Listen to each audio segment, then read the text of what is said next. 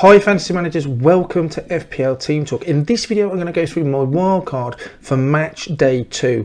We're only halfway through match day 1, but I do need to start thinking about that wildcard because the turnaround between match day 1 and match day 2 is so short, only a few hours. So no doubt this is going to change before match day 2 starts, but I need to get ahead of the game. So whether you're thinking about wildcarding or not for match day 2, some of these selection choices may find useful. So if you enjoy these sort of videos, make sure you hit a like, don't forget to subscribe, and in the meantime let's take a look.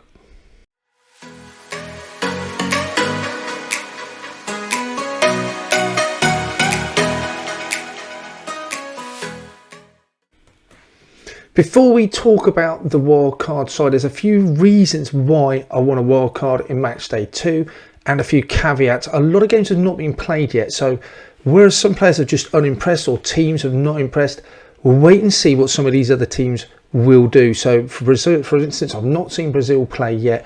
Let's have a look at them, and Belgium as well. So I've included some players that I like the look of, but no doubt this will change when we get more information. We just don't have much time to do much with the information when we get it because of the turnaround being so quick. One of the benefits of wildcarding in match day 2 is that you can make a transfer from a locked player, that is someone who's played in the game week, unlimited amount of transfers for one locked player into another player for the next week. So by the time the last game kicks off, I can actually change my whole side ready for the next week as long as I keep it in budget. So that's really appealing. I'm almost gaining an extra wildcard and setting myself up for match day 3. The one thing I cannot do is once I've transferred a player out is then move him again. I'd take a hit if I did that, but in essence I could have all 15 players performing in this game. Obviously 11 will only count in match day 2, and at the end of it I can then decide to transfer them all out before match day 3 starts, and that will be my side ready for match day 3. So that's a huge advantage for wildcarding in match day 2. That said, let's take a look at the side. Now the order of this is going to be those players playing first in a week, and then obviously I use my manual substitutions to take players out as and when I need to. So the first player that will come up is going to be Wayne Hennessy in goal. I think he's got a decent game against USA, so I'm happy to play. So not USA, he's playing Iran. I think that's a good clean sheet potential. 4.5 million, I'm happy with that. The next one would be Luke Shaw.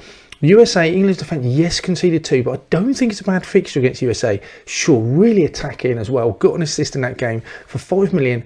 I'm happy to punt on Shaw again. I think I'd much rather go with him over Trippier.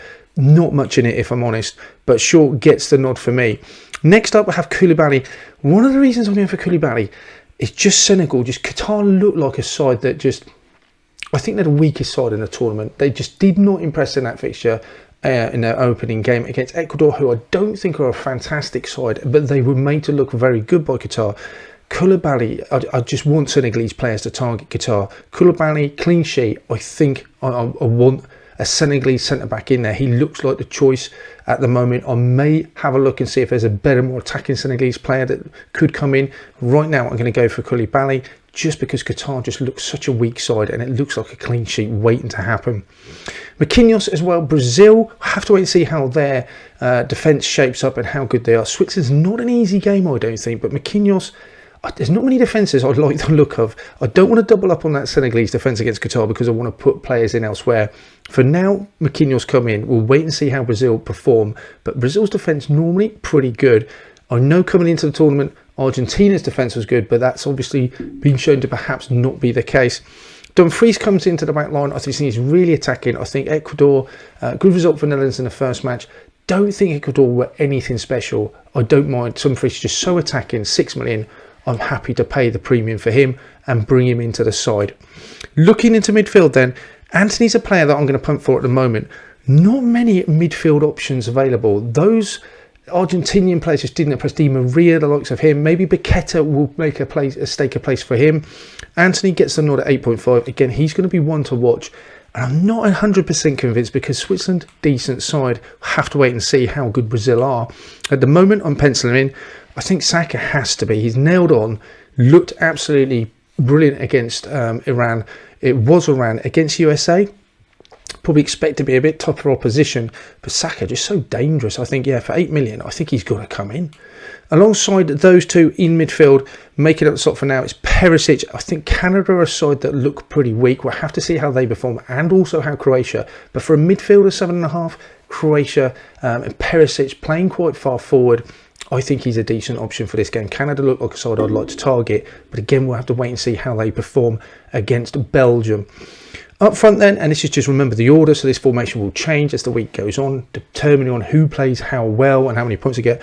Depay against Ecuador, I'm really happy to go with Netherlands attack. He came on off the bench, looked pretty sharp. He's on pens. His record is just unbelievable. For 8.5 million, yeah, I think I definitely want him in. I think there's a really good chance he will start. We'll have to keep an eye on press conferences, but they'll want him up to speed and they'll want him in this competition. And I think starting against Ecuador would seem a sensible choice. 8.5 million Depay, he's the man. He gets the nod for me.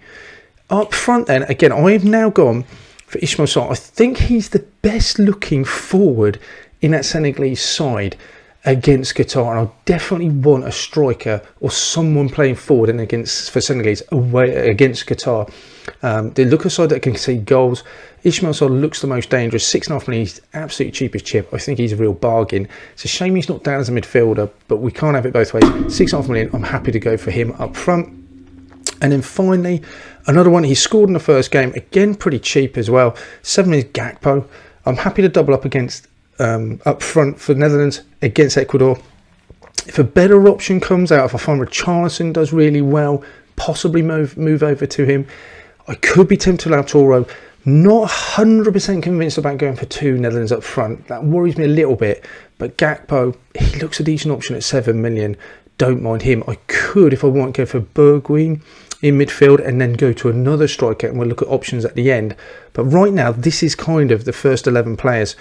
On the bench then, only because they're playing last in the game week, Mendy in goal. So if Hennessy doesn't get it, Mendy's playing on the same day, so you have to be pretty quick about this turnaround. It's with the second match on match day 2, day 1. So if Hennessy does concede again in his match, then Mendy will come in. If Hennessy concedes against Iran, Mendy comes in. Pretty happy and comfortable that he get a clean sheet there. If we don't need him, great, we'll play on and just keep Hennessy. So Mendy will come in. Then in midfield, I've got Hazard.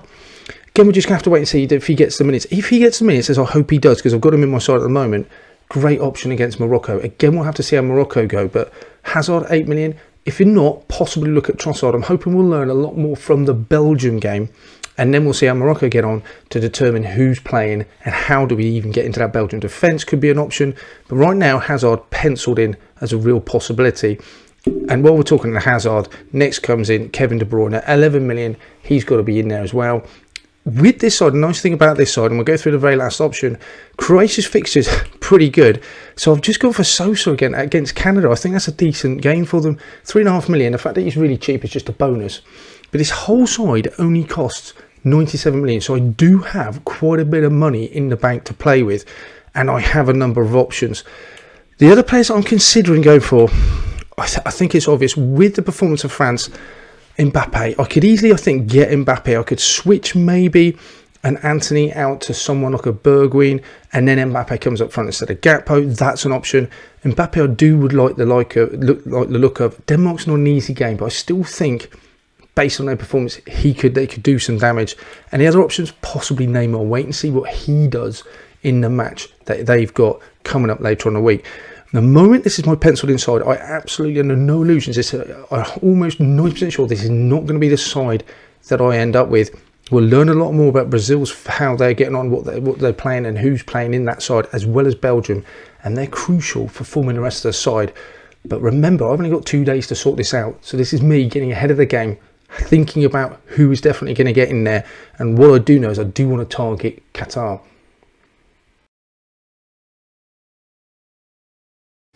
That's it for this one then, guys. I hope you found that useful. Let me know, are you going to wildcard in match day 2? Which are the players that you think are essential to bring in? Is there any players that I have overlooked so far?